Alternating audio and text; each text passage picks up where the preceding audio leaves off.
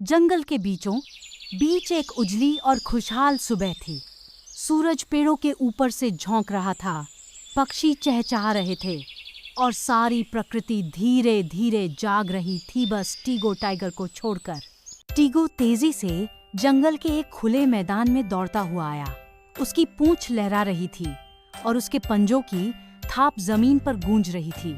मुझे बहुत जल्दी अपना घर बनाना है, बारिश आने ही वाली है, वो हाँफते हुए बोला, जल्दी जल्दी इधर उधर देखते हुए।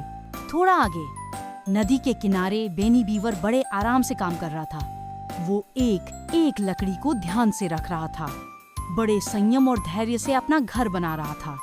धीरे और सोच समझ कर काम करो टीगो, बेनी ने मुस्कुराकर कहा।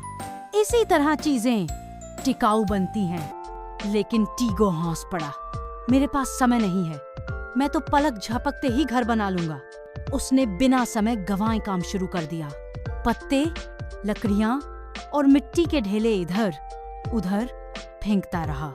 पत्ते उड़ रहे थे, कीचड़ चारों ओर बिखर रहा था और कुछ पत्ते तो उसकी फर से चिपक गए।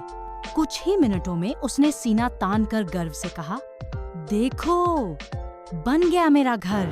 लेकिन तभी धड़ाम, पूरा घर गिरकर मिट्टी के ढेर में बदल गया। टीगो की आंखें फटी की फटी रह गईं। ओ नहीं, उसने धीरे से कहा, हक्का बक्का। उधर नदी किनारे बैनी ने अपने घर की आखिरी लकड़ी सावधानी से रख दी।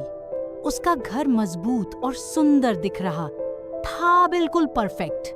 टीगो धीरे धीरे वहां पहुंचा, सिर झुका हुआ, आंखों में शर्म। बेनी ने मुस्कुराकर कहा, देखा दोस्त, जल्दी करने से काम और बिगड़ गया।